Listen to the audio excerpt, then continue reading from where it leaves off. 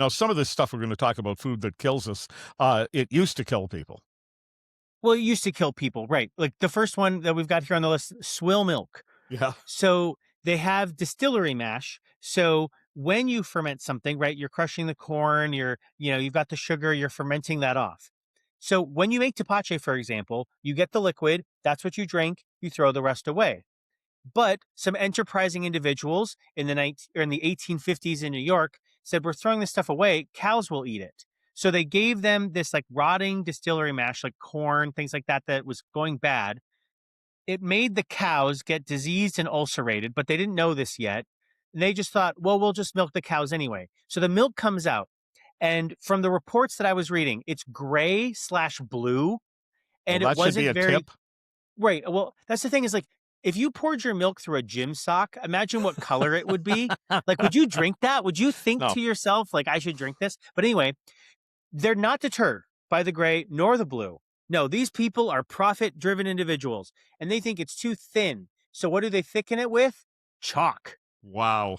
Right. Because it's white and it's a thickener that doesn't taste bad. I'm not sure. I don't have an 1850s tuned palate. But so they make this stuff, swill milk. They start giving it. And this is sort of a sad fact, but 8,000 babies were dying a year in New York City because of swill milk before it got pulled off the shelves. Well, it was probably sold cheaply.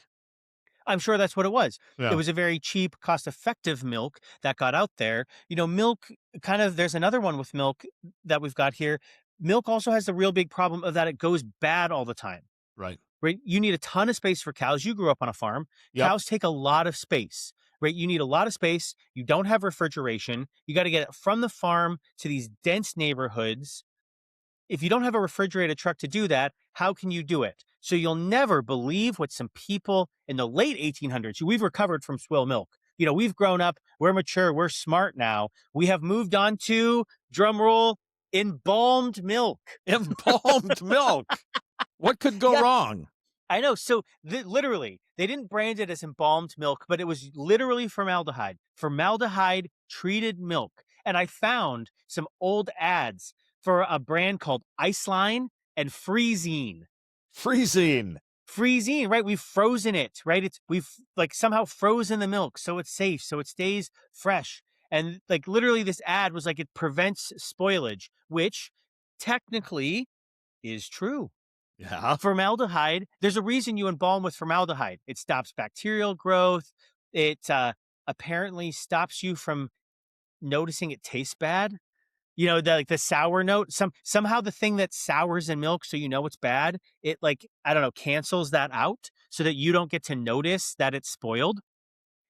And they, of course, a ton of people started getting sick because they're drinking formaldehyde. Right. And this group, it was called the Poison Squad. It was this group at that time that got really famous.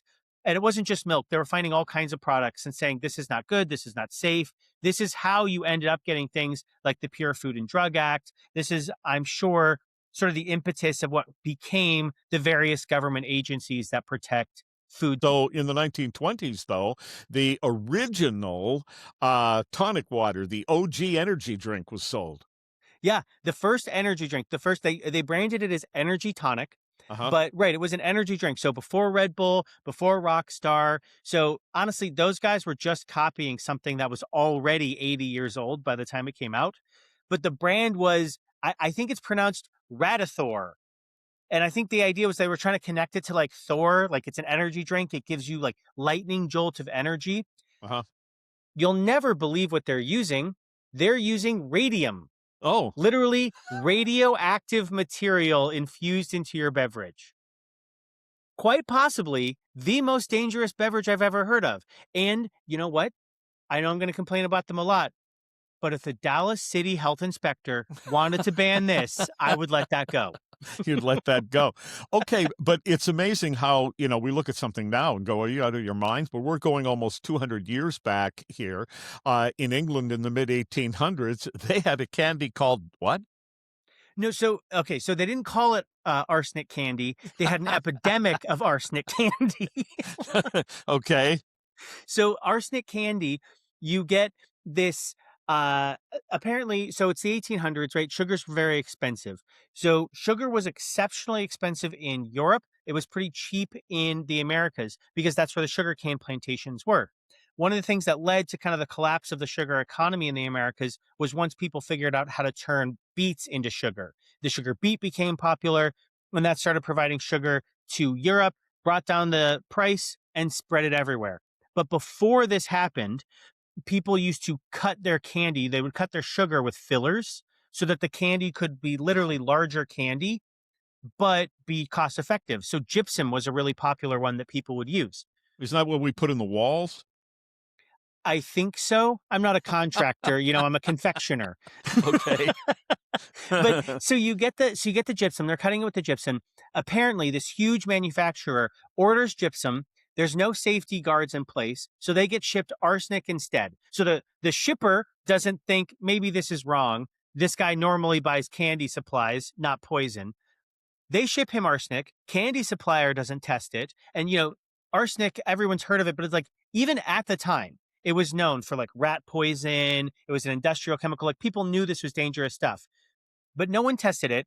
And 20 people died in this outbreak of arsenic candy because they were just popping arsenic pills. The last story I wanted to mention here, because it's going to tie so perfectly with our guest coming up in the next segment, is in 2008. It's sort of funny, morbid, dark, funny to talk about these like 1850 stories.